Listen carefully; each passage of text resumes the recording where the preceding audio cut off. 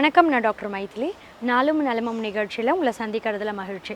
இன்றைக்கி நிகழ்ச்சியில் இந்த மழைக்காலம் பருவகால மாற்றத்தால் ஏற்படக்கூடிய சளி, இருமல், தொண்டை புண்ணு, தொண்டைக்கட்டு, காய்ச்சல் இது மாதிரியான எந்த ஒரு வைரல் இன்ஃபெக்ஷனும் ஏற்படாமல் தடுக்கிறதுக்கும் சரி, இல்லை வந்துடுச்சு அப்படின்னா அதிலேருந்து சீக்கிரமே வெளியே வர்றதுக்கு என்ன மாதிரியான இயற்கை முறையில் நம்ம கஷாயம் செய்து சாப்பிடலாம். வீட்டில் ரொம்ப சுலபமாக நமக்கு கிடைக்கக்கூடிய ஒரு சில மூலிகையை வைத்து எப்படி கஷாயம் செய்யலான்றதை பற்றி இன்றைக்கி நான் நிகழ்ச்சியில் சொல்கிறேன்.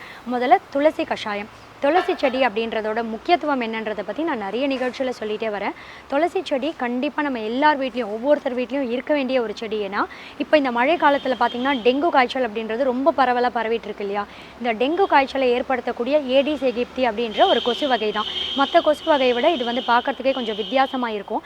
இந்த கொசு அப்படின்றது பகல் நேரத்தில் காலையிலேருந்து ஈவினிங், காலையில் 6 மணிலேருந்து ஈவினிங் 6 மணிக்குள்ளே தான் அதிகமாக கிடைக்கும். அதே மாதிரி இந்த ஏடிஸ் எகிப்தி அப்படின்ற ஒரு கொசு வகை மழை தண்ணி தேங்கி இருக்கக்கூடிய இடத்துல அதிகமாக முட்டையிடும் அப்படின்னு சொல்லியிருக்காங்க. ஒரு 10 மில்லி அளவு தண்ணி எங்கேயாவது தேங்கி இருக்குது அப்படின்னாலும் அதில் இந்த ஏடிஸ் அப்படின்ற ஒரு கொசு வகை 1000 முட்டைகள் இடும்னு சொல்லியிருக்காங்க.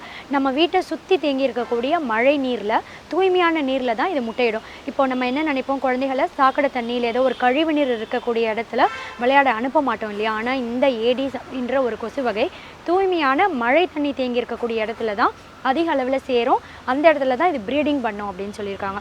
அப்படிப்பட்ட இந்த மழை நீர் நம்ம வீட்டை சுற்றி ஏதோ ஒரு கொட்டாங்குச்சி வைக்கிறோன்னா அந்த கொட்டாங்குச்சிக்குள்ளே தேங்கி நிற்கிற தண்ணியில் அதிகமாக சேரும். வீட்டை சுற்றி ஏதோ ஒரு டயர், சைக்கிள் டயர் இல்லை பைக் டயர் ஏதாவது படுக்கிற மாதிரி அப்படியே குப்புற போட்டிருந்தீங்கன்னா அதுக்குள்ளே தேங்கி நிற்கிற தண்ணியில் இந்த ஏடிஸ் அப்படின்ற கொசு வகை அந்த இடத்துல இருக்க தண்ணியில் முட்டையிடும். இதனால் நம்ம வீட்டை சுற்றி தேங்கி இருக்கக்கூடிய மழை தண்ணியை நீங்கள் தேங்க விடாத முடிஞ்ச அளவு தடுக்கலாம்.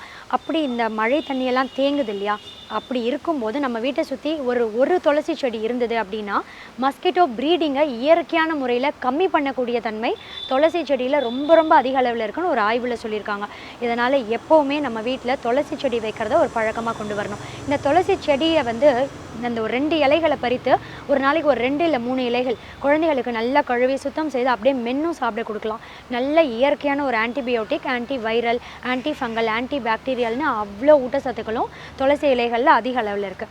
அதே மாதிரி துளசி கஷாயம் செய்யறதுக்கு ஒரு 10 துளசி இலைகள் எடுத்துக்கோங்க. நல்லா க்ளீனாக கழுவி சுத்தம் செய்ததுக்கப்புறமா பூச்சி ஏதாவது இருக்கான்னு செக் பண்ணிவிட்டு க்ளீன் பண்ணதுக்கப்புறம் மிக்சியில் போட்டு நல்லா அரைத்து எடுத்துக்கோங்க. ரொம்ப தண்ணி சேர்க்க வேண்டாம். கொஞ்சம் அரைத்து எடுத்துகிட்டு கூடவே சுக்கு பொடி, சுக்கு இல்லைன்னா இஞ்சியை நல்லா காய வைத்து பொடி மாதிரி செய்து வீட்டில் வச்சுக்கோங்க.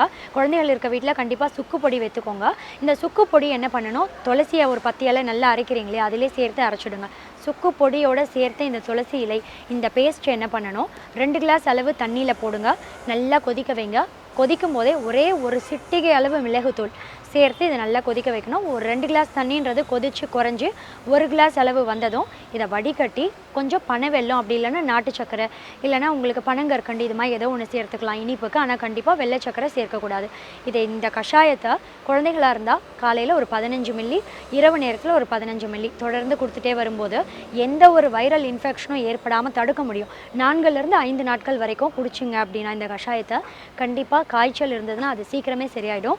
சளி, இருமல், தொண்டைக்கட்டு, தொண்டையில் குத்துது, தொண்டை புண்ணு, தொண்டையில் அளவுக்கு அதிகமான ஃபிலம் இருக்குது, நெஞ்சு சளி எல்லாத்தையுமே வெளியேற்றம் செய்யக்கூடிய தன்மை துளசி கஷாயத்தில் நிறையவே இருக்குது. அதே மாதிரி துளசி கஷாயம் இன்டர்னலாக எடுக்கிறது இந்த வைரல் இன்ஃபெக்ஷனில் ஏற்படாமல் தடுக்கும். அதே மாதிரி வைரல் இன்ஃபெக்ஷன் பாதிப்பே வராமல் தடுக்கிறதுக்கு நம்ம வீட்டில் துளசி செடி கண்டிப்பாக வைக்கணும். பால்கனியில், மொட்டை மாடியில் இல்லை உங்கள் வீட்டை சுற்றி ஏதோ ஒரு இடத்துல துளசி செடி, துளசி மாடம்லாம் நம்ம முன்னோர்கள் வைத்திருந்தாங்க இல்லையா, அது மாதிரி துளசி செடி நம்ம வீட்டில் வைக்கணும். இன்றைக்கி நிகழ்ச்சியில் மழை காலத்தில் நம்ம எடுக்கக்கூடிய ப்ரிகாஷன் என்ன, எந்தெந்த மூலிகைலாம் மழை காலத்தில் நமக்கு உதவியாக இருக்குன்றதை பற்றி பார்த்தோம். மீண்டும் வேறொரு ஆரோக்கிய நிகழ்ச்சியுடன் உங்களை சந்திக்கிறேன். நன்றி கூறி விடைபெறுவது டாக்டர் மைதிலி.